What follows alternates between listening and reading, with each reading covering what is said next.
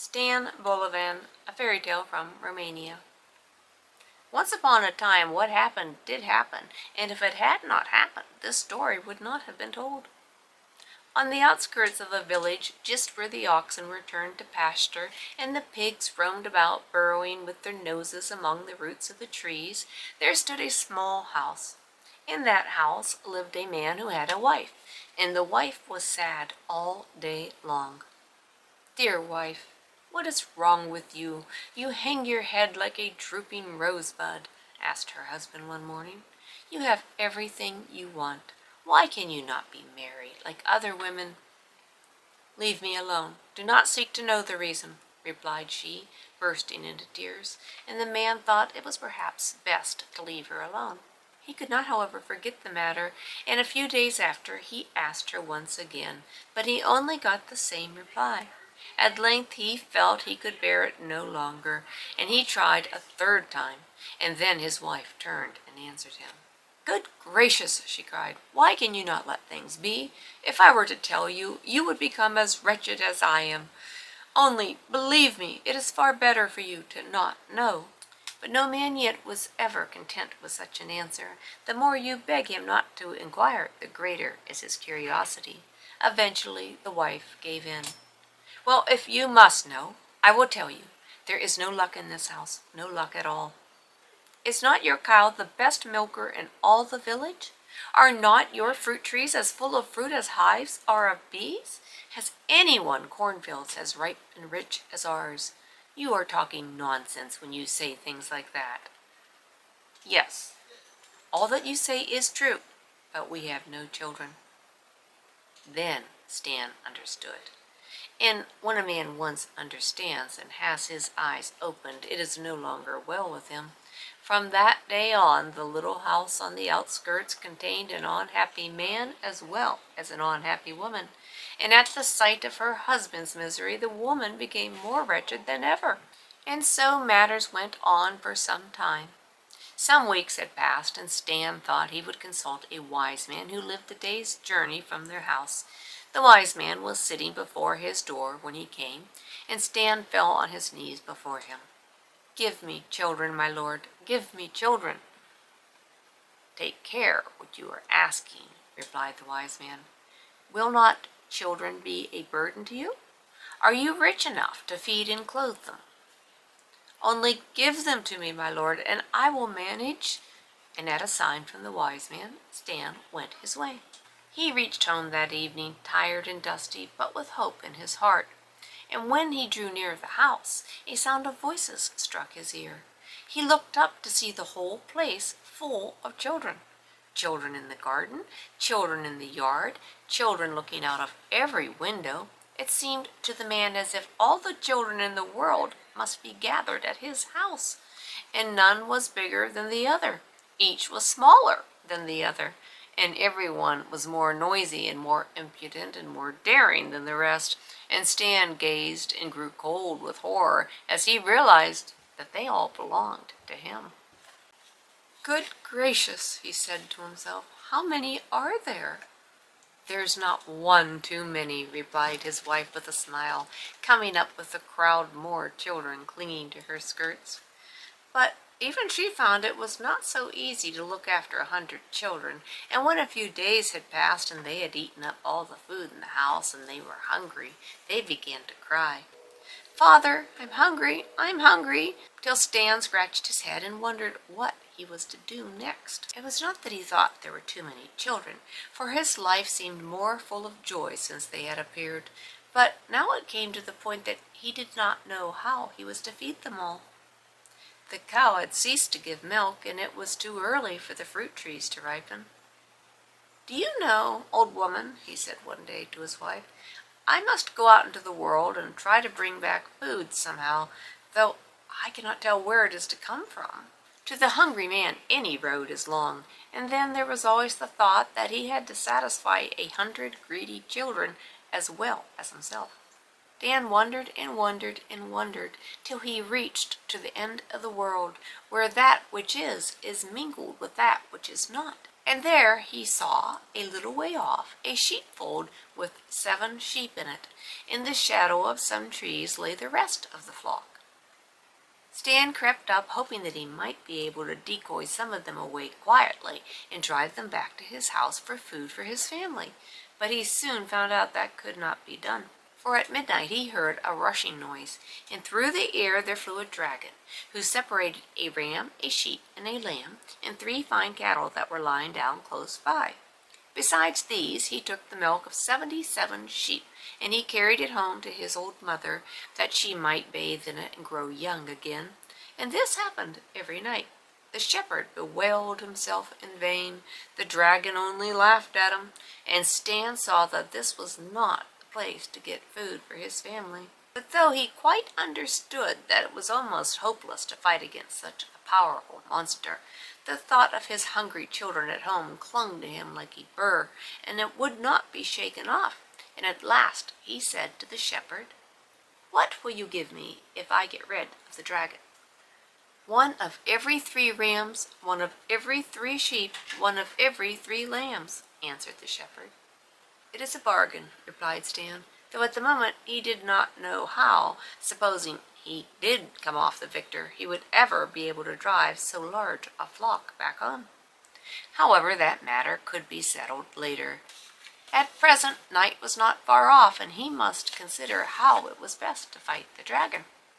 Just at midnight, a horrible feeling that was new and strange to him came over him, a feeling that he could not put into words even to himself, but which almost forced him to give up the battle and to take the shortest road back home again. He half turned, then he remembered the children, and he turned back. "You or I," said Stan to himself, and he took up his position on the edge of the flock. "Stop!" he said, as the air was filled with a rustling noise and the dragon came dashing past. "Dear me," said the dragon, looking around. "Who are you, and where did you come from?" "I am Stan Bolovan, who eats rocks at night and in the day feeds upon the flowers of the mountain, and if you meddle with those sheep, I will carve a cross on your back."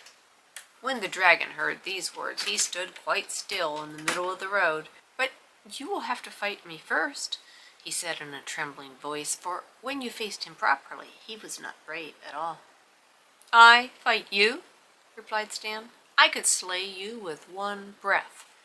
Then, stooping to pick up a large cheese which lay at his feet, he added, "Go and get a stone like this out of the river, so that we may lose no time in seeing who is the best man." The dragon did as he was told, and he brought back a stone out of the brook. "Can you get buttermilk out of your stone?" asked Stan. The dragon picked up his stone with one hand and squeezed it till it fell into powder, but no buttermilk flowed from it. "Of course I can't," he said, half angrily. "Well, if you can't, I can," answered Stan, and he pressed the cheese till buttermilk flowed through his fingers. When the dragon saw that, he thought it was time to make his way home again, but Stan stood in his way. "We still have some accounts to settle about what you have been doing here," Stan said, and the poor dragon was too frightened to stir, lest Stan should slay him in one breath and bury him among the flowers in the mountain pastures. "Listen to me," he said at last. "I see you are a very useful person, and my mother has need of a fellow like you. Suppose you enter her service for 3 days, which is as long as one of your years, and she will pay you each day 7 sacks full of ducats." 3 times 7 sacks full of ducats! The answer was very tempting, and Stan could not resist it. He did not waste words. He nodded to the dragon, and they started off home. It was a long, long way home, but when they came to the end, they found the dragon's mother waiting for them. She was as old as time itself. Stan saw her eyes shining like lamps from afar, and when they entered the house, they beheld a huge kettle standing on the fire, filled with milk. When the old mother found out that her son had arrived empty-handed, she grew very angry, and fire and flame darted from her nostrils, but before she could speak, the dragon turned to Stan. "Stay here," he said, "and wait for me. I'm going to explain things to Mother." Stan was already repenting very bitterly that he had ever come to such a place, but since he was there was nothing for it but to take everything quietly and to not show that he was afraid. "Listen, Mother," said the dragon as soon as they were alone together. "I have brought this man here in order that we may get rid of him. He is a terrible fellow. He eats rocks, and he can press buttermilk out of a stone." And he told her what had happened the night before. "Oh, just leave him to me," she said. "I have never yet let a man slip through my fingers." So Stan had to stay and do the old mother's service. The next day she told him that he and her son should see which was the strongest, and she took down a huge club bound 7 times with iron. The dragon picked it up as if it were a feather, and after whirling about his head, he flung it lightly 3 miles away, telling Stan to beat that if he could. They walked to the spot where the club lay.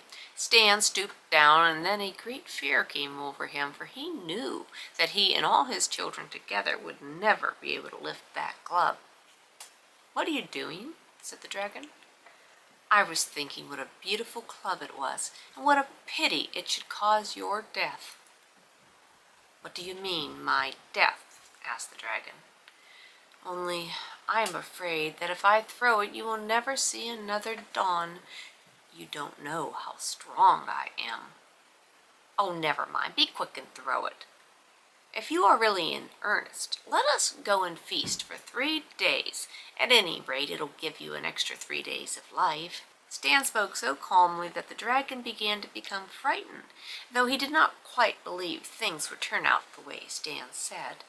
They returned to the house, and they took all the food that could be found in the old mother's larder and carried it back to the place where the club was lying. Then Stan seated himself on the sack of provisions and remained quietly watching the setting moon. "What are you doing?" asked the dragon. "Waiting till the moon gets out of my way." "What do you mean?" "Don't you see the moon is in my way? But if you want, I will throw the club into the moon." At these words, the dragon grew uncomfortable a second time. The club was very dear to him, for it had been left to him by his grandfather. He had no desire that it should be lost in the moon. "I'll tell you what," he said, after thinking a little. "Don't throw the club at all. I will throw it a second time, and that will do just as well." "No, certainly not," said Stan. "Just wait till the moon sets." But the dragon, in dread lest Stan should fulfill his threats, tried whatever bribes he could, and in the end he had to promise Stan 7 sacks of ducats before he was allowed to throw the club himself. "Oh, dear me, that is indeed a very strong man," said the dragon, turning to his mother. "Would you believe that I have had the greatest difficulty in preventing him from throwing the club into the moon?" Then the old woman grew uncomfortable. It was no joke to throw things into the moon, so no more was heard about the club, and the next day they all had something else to think about. "Go and fetch me water," said the mother when dawn broke. She gave them 12 buffalo skins with an order to keep filling them until night. They set out at once for the brook, and in the twinkling of an eye the dragon had filled the whole 12 and carried them into the house and brought them back to Stan. Stan was tired. He could scarcely lift the buckets when they were empty. He shuddered to think of what would happen when they were full. But he only took a knife out of his pocket, and he began to scratch up the earth near the brook. "What are you doing there? How are you going to carry the water into the house?" asked the dragon. "How? Oh, dear me, that's easy enough. I'm just going to take the brook." At these words the dragon's jaw dropped. This was the last thing that had ever entered his head, for the brook had been as it was since the days of his grandfather. "I'll tell you what," he said. "I'll carry the skins for you." "No, most certainly not," said Stan, going on with his digging, and the dragon, in dread lest he should fulfill his threat, tried what bribes he could, and in the end he again promised 7 sacks of ducats before Stan would agree to leave the brook alone and to let the dragon carry the water. On the 3rd day the old mother sent Stan into the forest for wood, and as usual the dragon went with him. Before you could count to 3, he had pulled up more trees than Stan could have cut down in a lifetime, and he had arranged them neatly in rows. When the dragon finished, Stan began to look around, and choosing the biggest of the trees, he climbed up into it, and breaking off a long rope of wild vine, he bound the top of the tree to the one next to it, and so he did to a whole line of trees. "What are you doing there?" asked the dragon.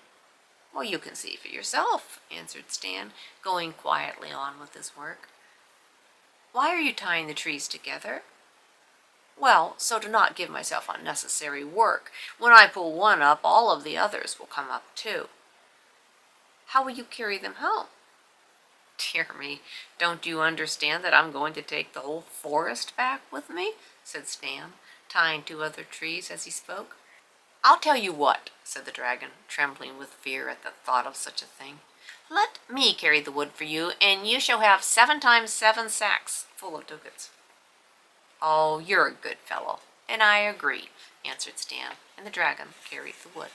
Now the 3 days' service, which were to be reckoned as a year, were over, and the only thing that disturbed Stan was how to get all those ducats back to his house.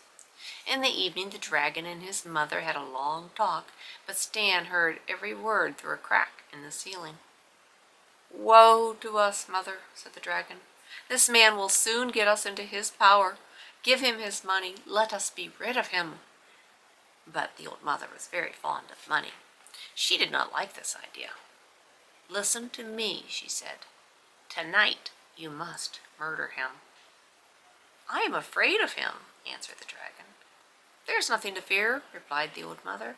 "When he is asleep, take the club and hit him on the head with it. It is easily done." And so it would have been had not Stan heard all about it. And when the dragon and his mother had put out the lights, he took the pig's trough, filled it with earth, and placed it in his bed, and covered it with the bedclothes. Then he hid himself underneath, and he began to snore loudly. Very soon the dragon stole softly into the room, and he gave a tremendous blow on the spot where Stan's head should have been. Stan groaned loudly from under the bed, and the dragon went away as softly as he had come. Directly he had closed the door, Stan lifted out the pig's trough and lay down himself, after making everything clean and tidy, but he was wise enough to not close his eyes that night. The next morning he came into the room where the dragon and his mother were having breakfast. "Good morning," he said. "Good morning. How did you sleep?" "Oh, very well, thank you, but I dreamed that a flea bit me, and I seem to still feel it." The dragon and his mother looked at each other. "Did you hear that?" he whispered. "He talks of a flea. I broke my club on his head." This time the mother grew as frightened as her son. There was nothing to be done with a man like this, so she made all haste to fill the sacks with the ducats to get rid of Stan as soon as possible. But on his side, Stan was quaking like an aspen, for he could not even lift one sack from the ground. So he stood and he looked at them. "What are you standing there for?" asked the dragon. "Oh, I was just standing here because it just occurred to me that I should like to stay in the service of your mother for another year. I am ashamed that when I get home they should see that I have brought back so little. I know they will cry out, 'Just look at Stan Bolovan, who in 1 year has grown as weak as a dragon.'" Here a shriek of dismay was heard from the dragon and his mother, who declared they would give him 7 or even 7 times 7 the number of sacks if he would simply go away. "Well, I'll tell you what," said Stan. "I see you don't want me to stay, and I should be very sorry to make myself disagreeable. I will go home at once, but only on condition that you carry the money home yourself, so that I may not be put to shame before my friends." The words were hardly out of his mouth before the dragon snatched up the sacks and piled them on his back. The way home, though not very far, was too long for Stan, but at length he heard his children's voices, and he stopped short. He did not wish the dragon to know where he lived, lest some day he should come to take back his treasure. Was there nothing he could say to get rid of this monster? Suddenly an idea came into Stan's head, and he turned around. "I hardly know what to do," he said. "I have 100 children, and I'm afraid that they may harm you. They're always ready for a fight, but I'll do my best to protect you." 100 children? That indeed was no joke. The dragon let fall the sacks from terror, and then picked them up again. But the children, who had had nothing to eat since their father had left, came rushing towards them, waving knives in their right hands and forks in their left, and crying, "Give us dragon's flesh! We will have dragon's flesh!" At this dreadful sight the dragon waited no longer. He flung down the sacks where he stood, and he took flight as fast as he could. So terrified was he at the fate that awaited him, that from that day he never dared show his face in the world again.